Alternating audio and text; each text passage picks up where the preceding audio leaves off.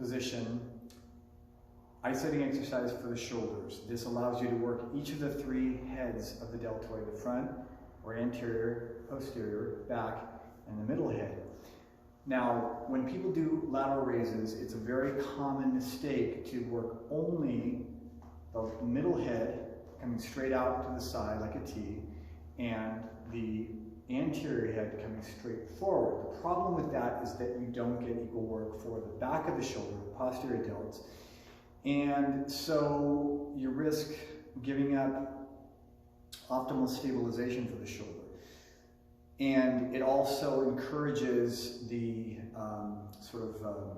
desk posture of tightening the pecs, the upper pecs, the front of the shoulders, and the biceps. That's a pretty common chain, and a lot of people will go into the gym and overwork the chest and the front and the biceps and exacerbate that, so you don't have a nice square aligned shoulder position relative to the hip and the neck. So anyway, so this is the proper execution for a 3-position lateral raise, 1 direction each for each of the 3 heads. Okay, so grab weights. Normally you want to use weights that are about half of what you would use for the military press and about a quarter of what you would use for a lat pull downs, or maybe even less.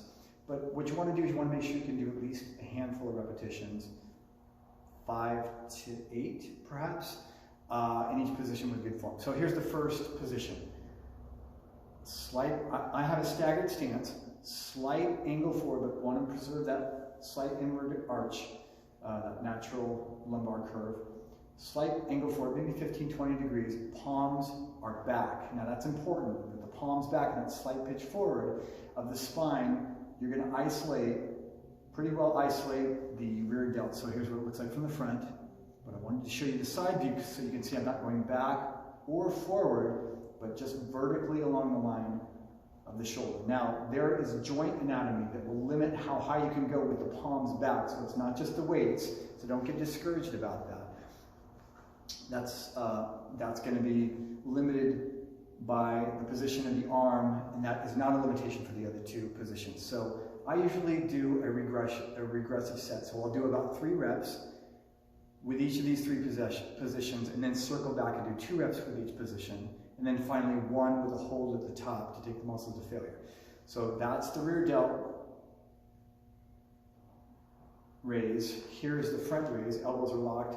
A lot of times people will swing and bend the elbows. Keep the arms nice and straight. Careful not to lean back to get leverage. Straight up with the elbows locked out, just slightly above the shoulders, because you want that arc to completely interface with the vertical. But if you go beyond that, you're actually lightening the load, and there's no additional benefit to going beyond that point. So front raises, elbows fully extended, torso stabilized. Again, you're maintaining the lumbar curve. And then the final position is just straight out like a T, elbows locked, slightly above the collarbone level. So again, the 3 positions, rear delt raise for the back of the shoulder. So again, a few to several reps if you're going to do them all together. I do the regression, 3, 3, 3, 2, 2, 2, 1, 1, 1. Here's the front raise. And then finally, straight out laterally. That's it. Smooth, fluid.